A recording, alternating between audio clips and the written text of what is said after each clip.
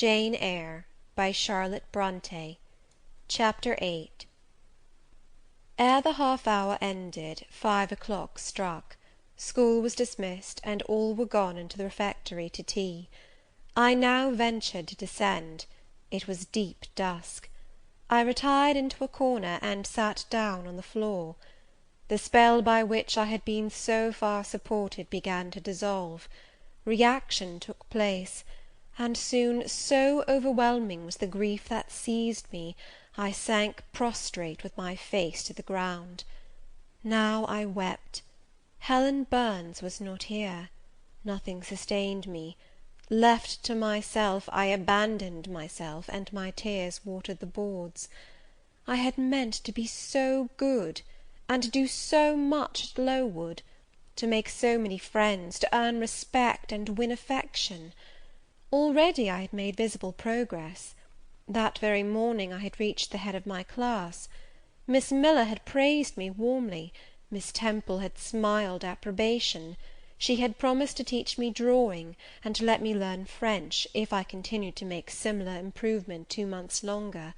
And then I was well received by my fellow pupils, treated as an equal by those of my own age, and not molested by any. Now, here I lay again, crushed and trodden on, and could I ever rise more? Never, I thought, and ardently I wished to die. While sobbing out this wish in broken accents, some one approached. I started up. Again Helen Burns was near me. The fading fires just showed her coming up the long vacant room. She brought my coffee and bread. "Come, eat something," she said. But I put both away from me, feeling as if a drop or a crumb would have choked me in my present condition. Helen regarded me, probably with surprise. I could not now abate my agitation, though I tried hard. I continued to weep aloud. She sat down on the ground near me, embraced her knees with her arms, and rested her head upon them. In that attitude she remained silent as an Indian. I was the first who spoke. "Helen, why do you stay with a girl whom everybody believes to be a liar?" "Everybody, Jane? Why, there are only 80 people who have heard you called so, and the world contains hundreds of millions." "But what have I to do with millions? The 80 I know despise me." "Jane, you are mistaken. Probably not one in the school either despises or dislikes you. Many, I am sure, pity you much." "How can they pity me after what Mr. Brocklehurst has said?" "Mr. Brocklehurst is not a god, nor is he even a great and admired man.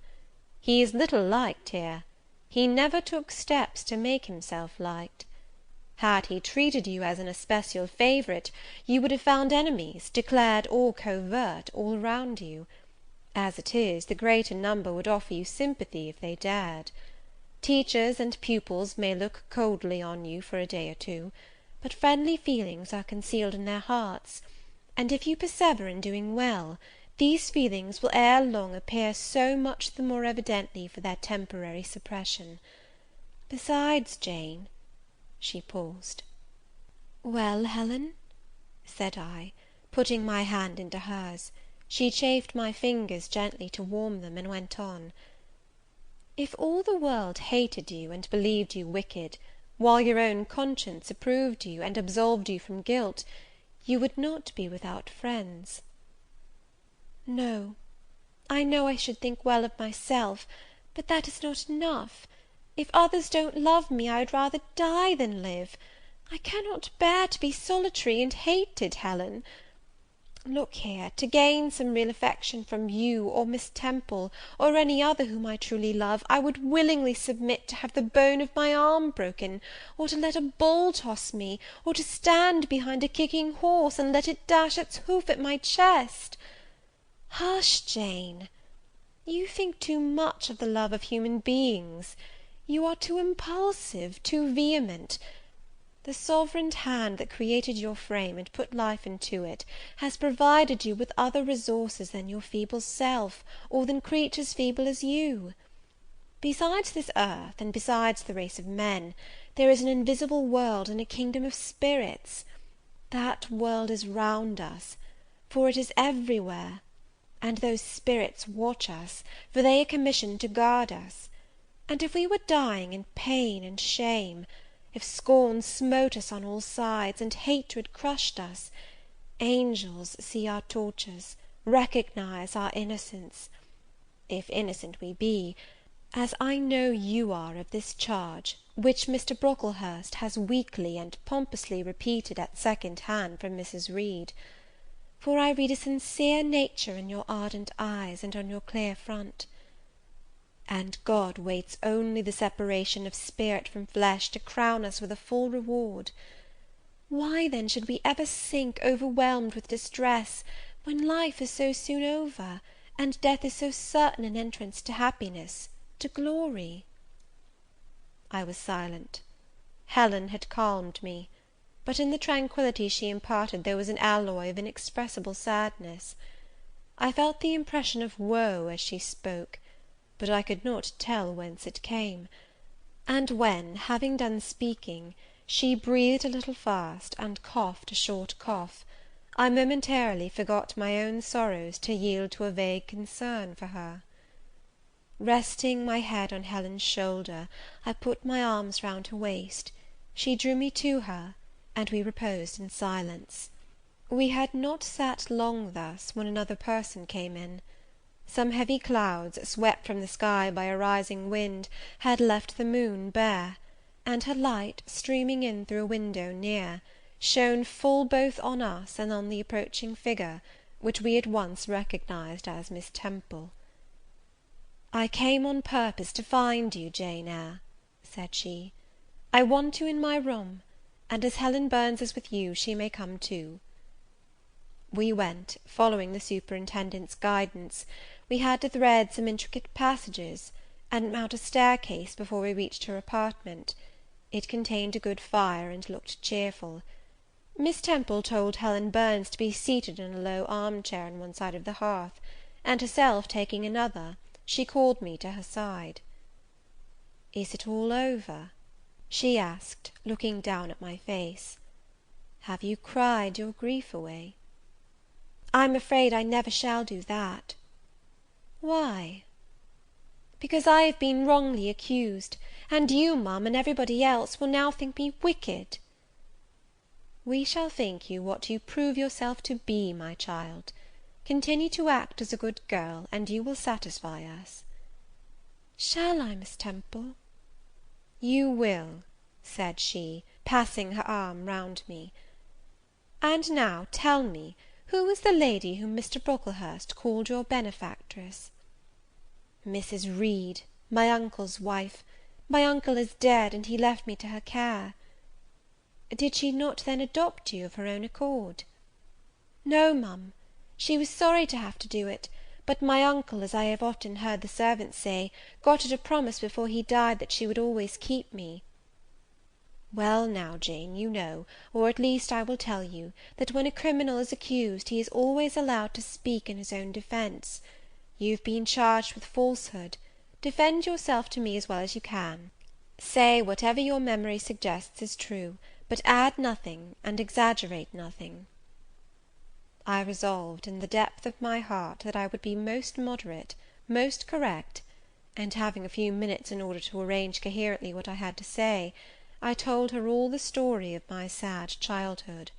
Exhausted by emotion, my language was more subdued than it generally was when it developed that sad theme; and, mindful of Helen's warnings against the indulgence of resentment, I infused into the narrative far less of gall and wormwood than ordinary. Thus restrained and simplified, it sounded more credible. I felt as I went on that Miss Temple fully believed me. In the course of the tale I had mentioned Mr. Lloyd as having come to see me after the fit.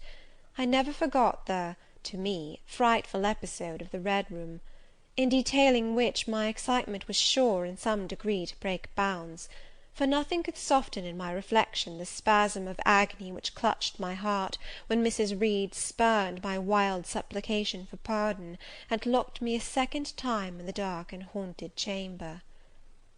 I had finished. Miss Temple regarded me a few minutes in silence. She then said, "I know something of Mr. Lloyd. I shall write to him. If his reply agrees with your statement, you shall be publicly cleared from every imputation. To me, Jane, you are clear now." She kissed me, and still keeping me at her side, where I was well contented to stand, for I derived a child's pleasure from the contemplation of her face, her dress, her one or two ornaments, her white forehead, her clustered and shining curls, and beaming dark eyes. She proceeded to address Helen Burns. "How are you to night, Helen? Have you coughed much to day?" "Not quite so much, I think, ma'am." "And the pain in your chest?" "It is a little better." Miss Temple got up, took her hand, and examined her pulse. Then she returned to her own seat. As she resumed it, I heard her sigh low. She was pensive a few minutes; then, rousing herself, she said cheerfully, "But you two are my visitors to night. I must treat you as such." She rang her bell. "Barbara," she said to the servant who answered it, "I have not yet had tea.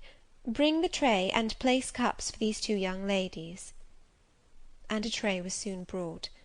How pretty, to my eyes, did the china cups and bright teapot look, placed on the little round table near the fire!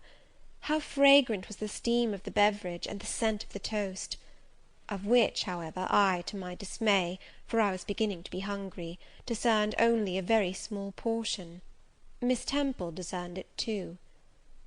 "Barbara," said she, "can you not bring a little more bread and butter? There is not enough for 3. Barbara went out. She returned soon. "Madam, Mrs. Harden says she has sent up the usual quantity." Mrs. Harden, be it observed, was the housekeeper, a woman after Mr. Brocklehurst's own heart, made up of equal parts of whalebone and iron. "Oh, very well," returned Miss Temple, "we must make it do, Barbara, I suppose." As the girl withdrew, she added, smiling, "Fortunately, I have it in my power to supply deficiencies for this once." Having invited Helen and me to approach the table, and placed before each of us a cup of tea with one delicious but thin morsel of toast, she got up, unlocked a drawer, and taking from it a parcel wrapped in paper, disclosed presently to our eyes a good-sized seed cake.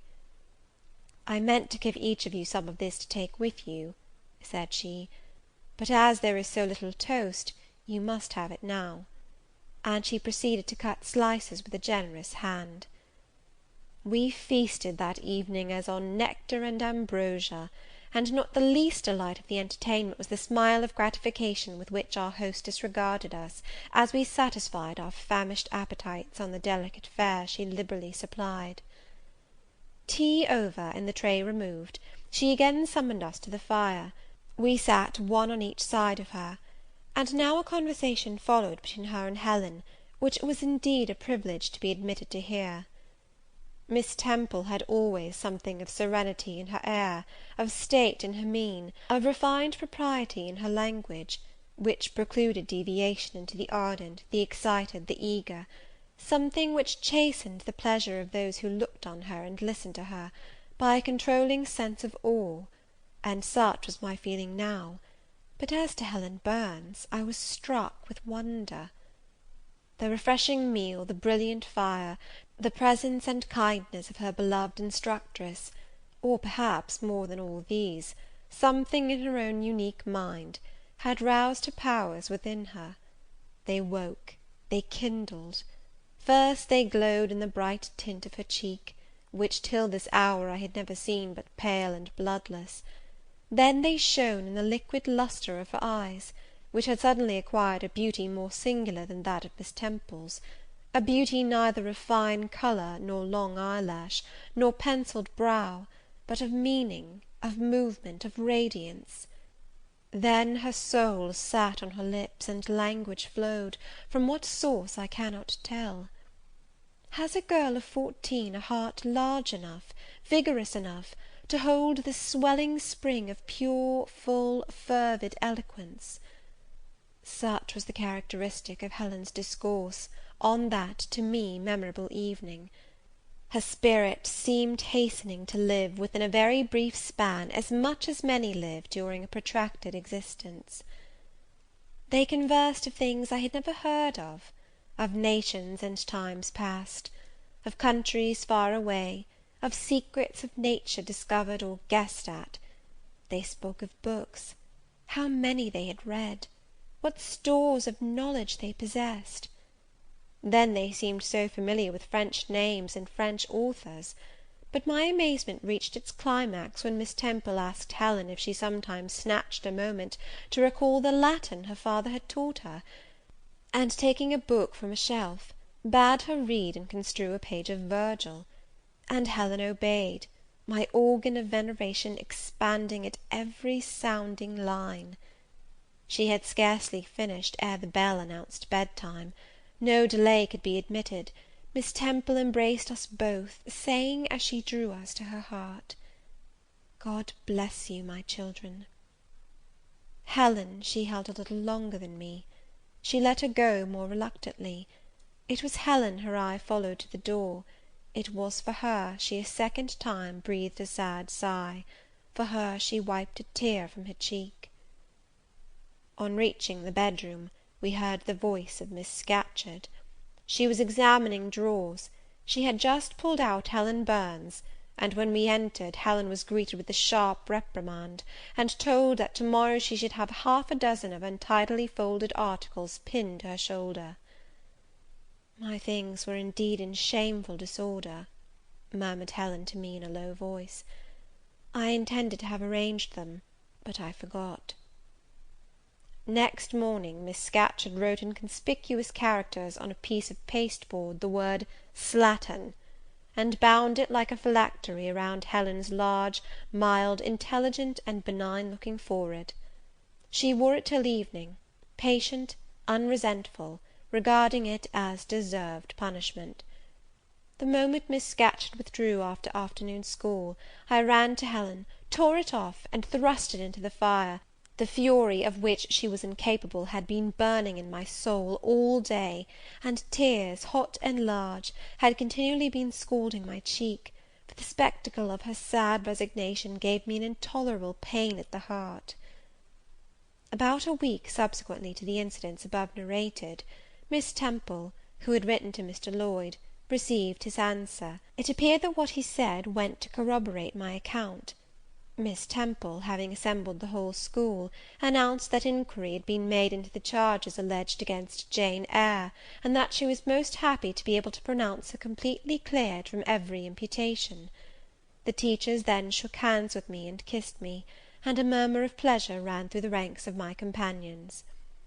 Thus relieved of a grievous load, I from that hour set to work afresh, resolved to pioneer my way through every difficulty. I toiled hard, and my success was proportionate to my efforts. My memory, not naturally tenacious, improved with practice. Exercise sharpened my wits. In a few weeks I was promoted to a higher class. In less than 2 months I was allowed to commence French and drawing. I learned the first 2 tenses of the verb être, and sketched my first cottage, whose walls, by the by, outrivalled in slope those of the Leaning Tower of Pisa, on the same day. That night, on going to bed, I forgot to prepare in imagination the Barmecide supper of hot roast potatoes, or white bread and new milk, with which I was wont to amuse my inward cravings.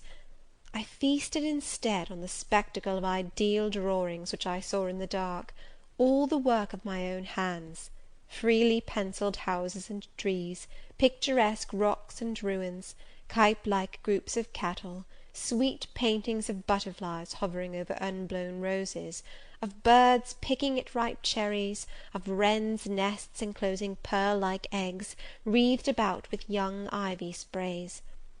I examined, too, in thought, the possibility of my ever being able to translate currently a certain little French story which Madame Pirot had that day shown me, nor was that problem solved to my satisfaction ere I fell sweetly asleep.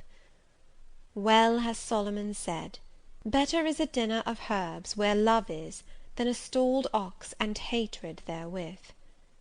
I would not now have exchanged Lowood, with all its privations, for Gateshead and its daily luxuries. CHAPTER IX.